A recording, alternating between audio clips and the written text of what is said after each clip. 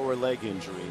Multiple looks of concern etched across the faces of the USA basketball players. You can only hope and pray that Paul George will make a full and complete recovery. You know, we've stopped playing for a long period of time, and really, in respect to Paul and his family, the scrimmage is done, and we want to thank you for your support. We appreciate it very much. You know, there's a brotherhood in the NBA, and to me, at moments like this, a family or a brotherhood shows its heart, it shows its depth.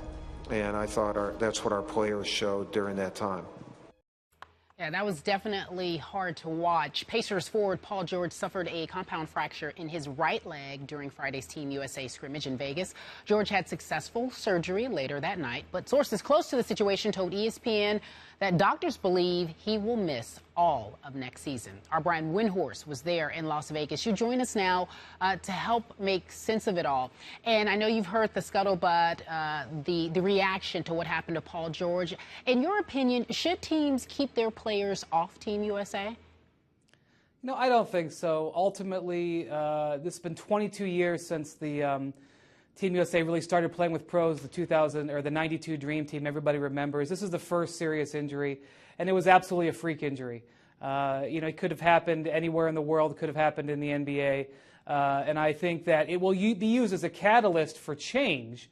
I think that there is going to be some people who've been trying to make changes to the way they want the NBA his involvement in these competitions to be. They're going to use this to try to drive a wedge into what they're looking for, and that's going to be something that is I don't know if it'll be a positive or negative, but it's going to be something that comes out of this. But I think that it would be a mistake to lose the spirit of the Team USA and what they've brought to international basketball and to the American fans, because I think all in all, Team USA has been a wonderful success, and this is just a very unfortunate side effect that hasn't happened. It's been very rare. I would agree with Brian. I look at it this way. This is a situation where owners and GMs don't complain when guys get better in this particular offseason, when they're playing up against the best talent in the world, the Kevin Durants and Derrick Roses of the world and Kyrie Irvings. And, here's the other thing. They're going to play regardless. So you're going to get hurt. It's going to happen in any situation. I thought Larry Bird, Freddie mentioned this earlier, I thought Larry Bird had the right kind of approach to it. Hey, look. Things are going to happen when you're playing basketball. This was a freak occurrence. I'm paraphrasing what he said. So, and the other aspect of this, Brian, I don't know how you feel about it, is to me it's weird because the owners, they don't like it if this happened to one of their guys. But the other issue is this.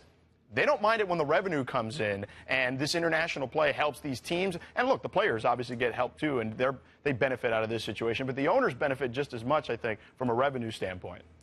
Actually not. That's one of the things that is under debate. I think where the owners benefit is that these players really get an acceleration in their learning curve competing in these competitions. I'll just go back. There's numerous examples, but I'll just go back to 2010. Kevin Durant, he was sensational in that event in Turkey. He came back to the Thunder and was a completely different player. That's where the genesis of his MVP candidacy and his abilities, I think, really came from.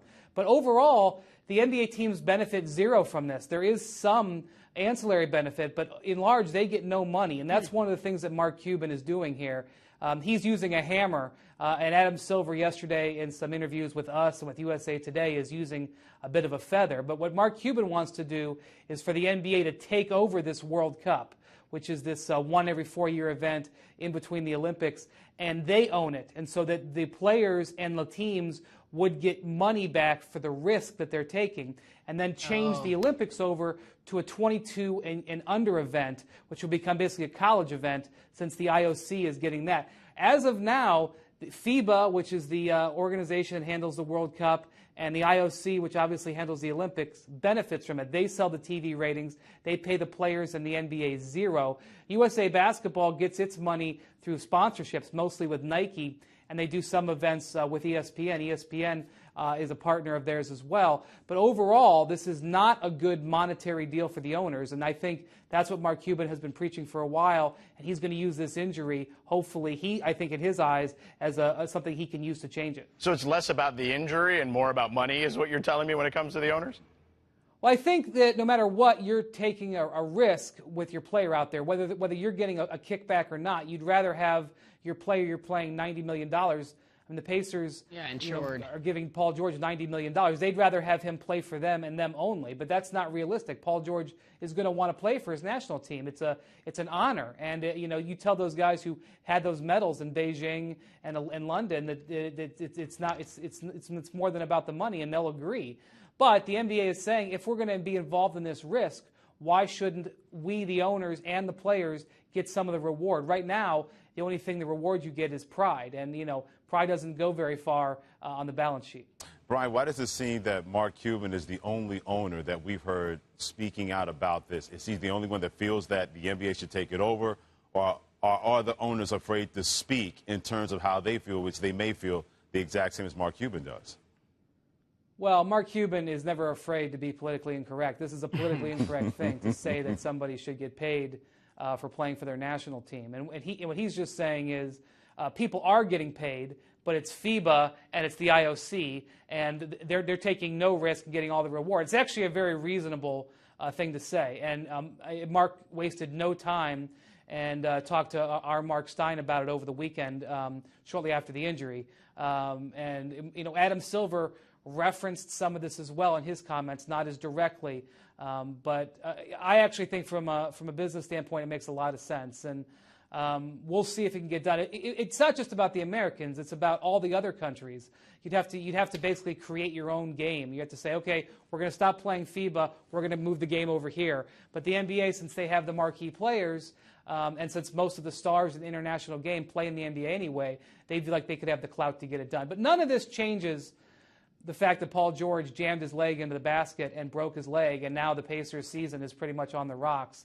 And that doesn't really make a difference. We're talking about money. We're talking about a separate topic as opposed to risk. The risk is never going to go away. I don't care who is sitting there, taking the bottom line. Brian, well, you're leading us to our next topic. According to Nate Silver of 538 Metrics, the Pacers are projected to win 44 games this season without Paul George. So that would translate to maybe a 5 or 6 seed in the Eastern Conference based on last season's standings. Talk about the impact of Paul George not being there that we'll have on the East. Yeah, well, here's what I can say about the Pacers. I'll use another one, somebody else in our ESPN family, Zach Lowe from Grantland, who looked at the Pacers lineup data over the weekend and saw that no lineup that the Pacers played last year that played more than 28 minutes that didn't include Paul George or Lance Stevenson. So basically the Pacers went from being a team that was competing for a title, and they lost their best 2 young players off of that team. One of them through free agency and Lance Stevenson, and one of them through this terrible injury. And so to me, this is a devastating move to the Pacers. Whether they win 44 games or 39 games, this was a team that felt like it was on the cusp. Right. That if they had somehow been able to get past the Heat, they would have had a chance against the West.